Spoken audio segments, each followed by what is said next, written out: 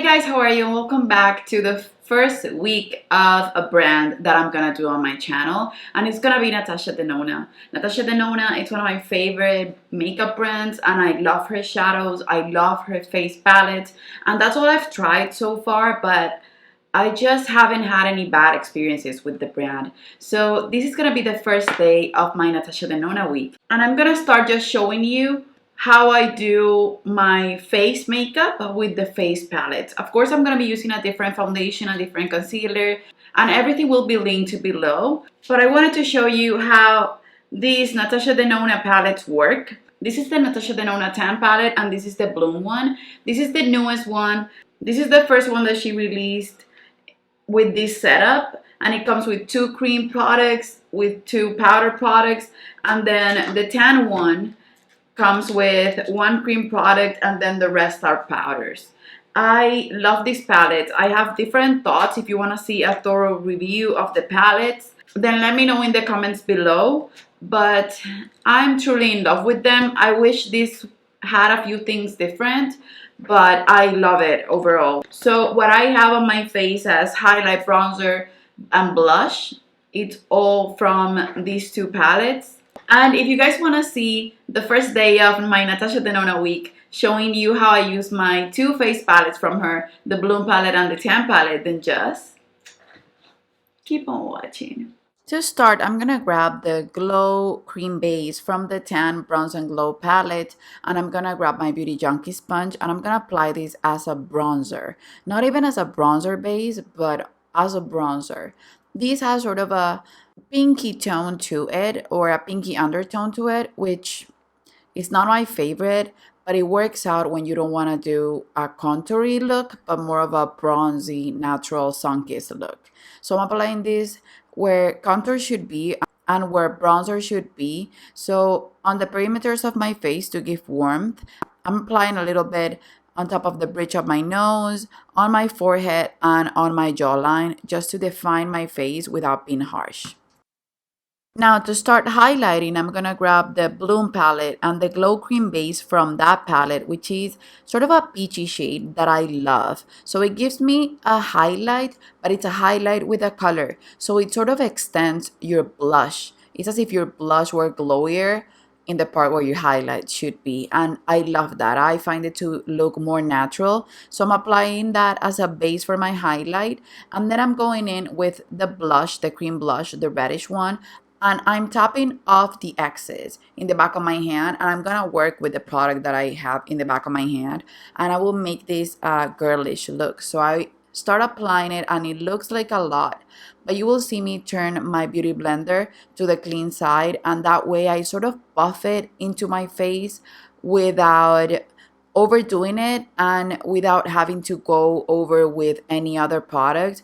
And I'm doing as well an M shape that meets in the center of my nose and goes backwards as if I was sunburned, and I love this look. I always have to set my cream products, so I'm using to set my under eyes the Secret Brightening Powder by Laura Mercier with the same sponge, and I'm just putting it on my under eyes, nowhere else, and this will help brighten them. Then I'm going in and setting my entire face with the Translucent Powder by Laura Mercier as well. And these I'm going to use all over my face. I'm oily, combination to oily, and my nose gets super oily. And if I'm using cream products, I do need to set them because I live in a humid weather. So the Laura Mercier will keep everything I put on into place, and it will help me blend the powder products on top of the cream products perfectly. It will also make me look poreless and more flawless, and it will keep me almost completely matte throughout the whole day.